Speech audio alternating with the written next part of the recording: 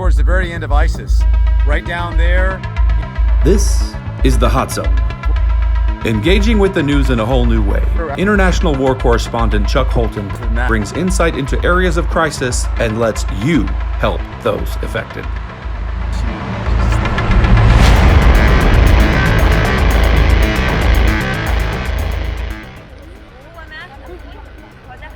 This 4-year-old boy behind me has been shot through the stomach, and 8 days ago was treated after he was injured, but now he's got a high fever. His belly is really distended and swelling, and he needs to have that drained. It's obvious that he has some major infection in there. The problem is that nobody wants to take him to the hospital. The local soldiers are not able to. They don't have the authorization to do that. The American troops don't have authorization to do it. We have offered to do it, but they don't want us to go without sending some of their guys with us. So we've been just negotiating, trying to get somebody to save this poor little boy's life. This is one of the things that is really difficult about being out here, is that there just is nothing that exists between the front line and the first hospital, which is like 4 hours away. So we're praying, and we're asking the local commanders to just have some humanity and make the decision to send their guys with this little boy to the hospital to save his life. I'm Chuck Holton, and I'm still in southern Syria as we're kind of watching over and waiting for the final word that ISIS has been completely defeated. They're down to just a postage stamp size area called Baghuz over here, about 2 kilometers from where I'm standing. And the problem is that there are still, they say, 10 to 20,000 civilians in there. I was talking to a guy just a minute ago, and he said probably half the people in there are Daesh or ISIS, and the other half are just regular people. And some of those regular people are here behind me. Some of them, without a doubt, are ISIS sympathizers. And we have moved closer to the front lines since yesterday, and are here now treating people for really ghastly wounds. I mean, the stuff that I've seen today is stuff like I haven't seen in a long time as far as injuries go.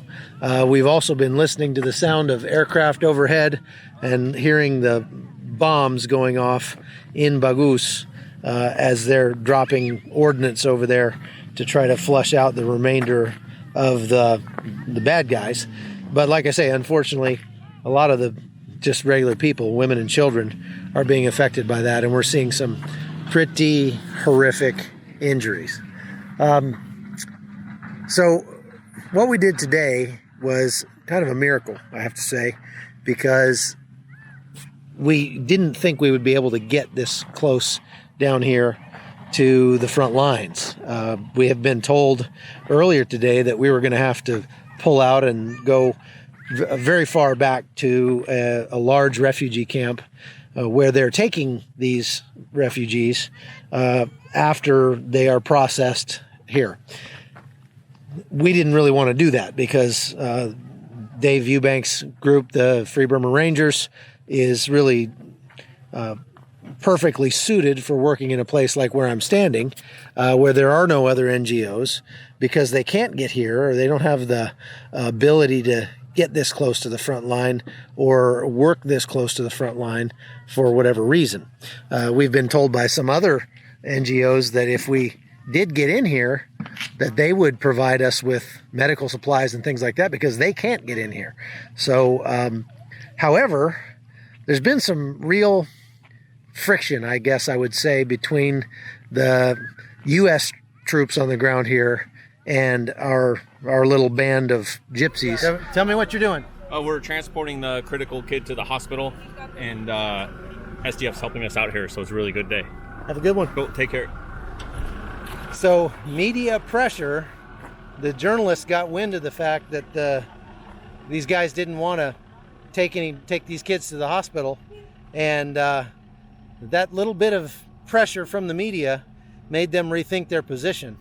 And that's fantastic. So we got the little kid, his mother, who's 9 months pregnant, and his other two brothers, one of which is in a wheelchair, and they're all on their way to the hospital right now. So not only might we just have saved that little boy's life, but maybe the little baby inside the mother, because she's already said she's ready to deliver.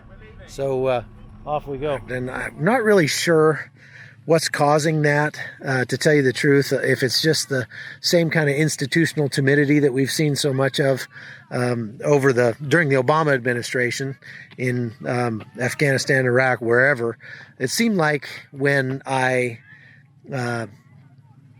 started going and doing this job, going to Iraq and Afghanistan, it was much easier.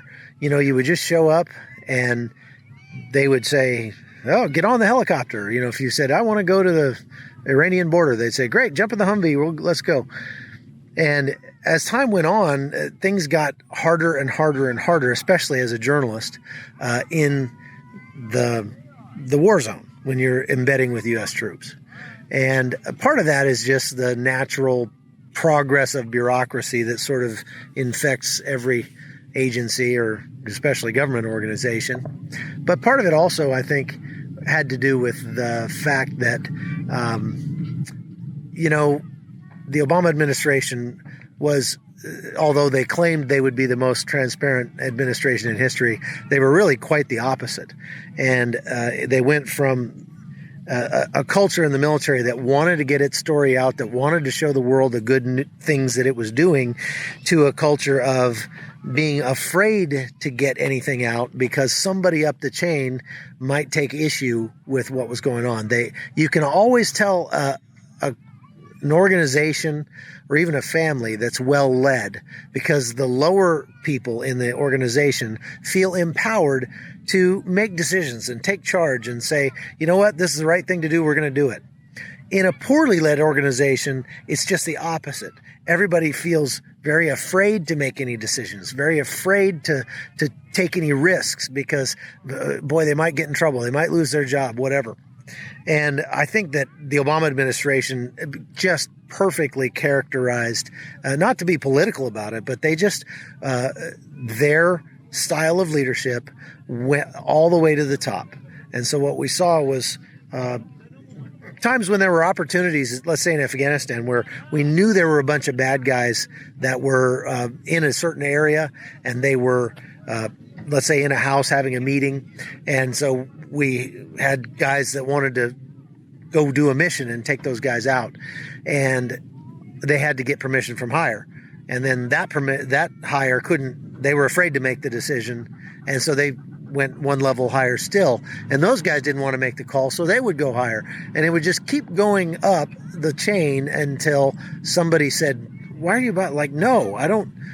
And so at that point, I remember one time talking to a guy from the DEA that was over there in Afghanistan, and he said, "You know, I feel like we're a bunch of meat eaters that have been fed cabbage for the last 8 months since we've been over here."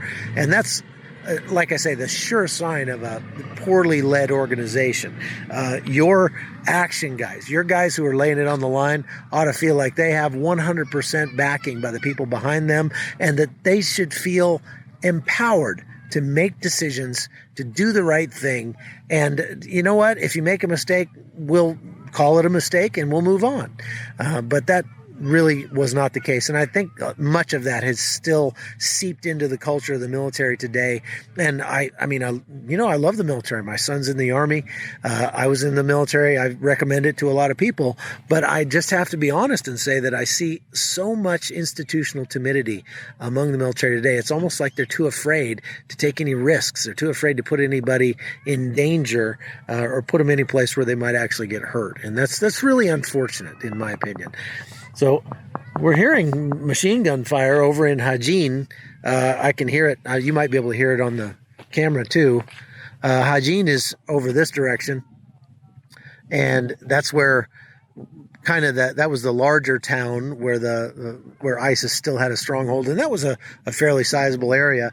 But it's been moving south down the river Euphrates here toward the Iraqi border, and I'm only standing maybe 3 kilometers from the Iraqi border right now. As a matter of fact, I can see it from where I'm standing.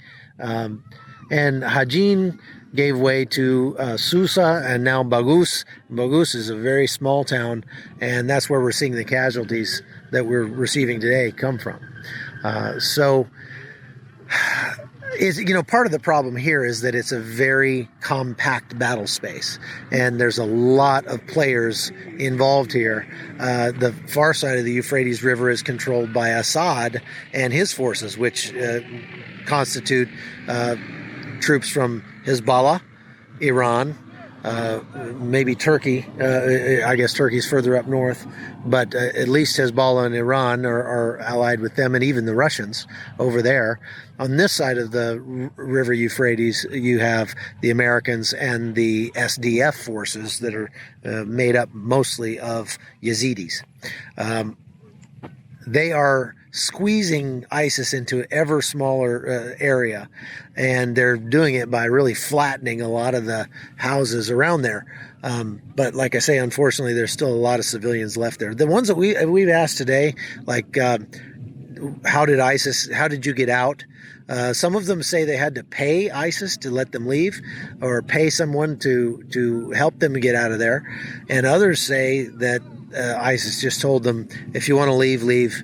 But as we've seen over the last few days, sometimes ISIS gets vindictive and starts shooting at the vehicles that are trying to escape. And we've received several truckloads of people who have been just really gravely injured. So that's where we are today. It is looking like I've got maybe 1 day left here before I have to leave.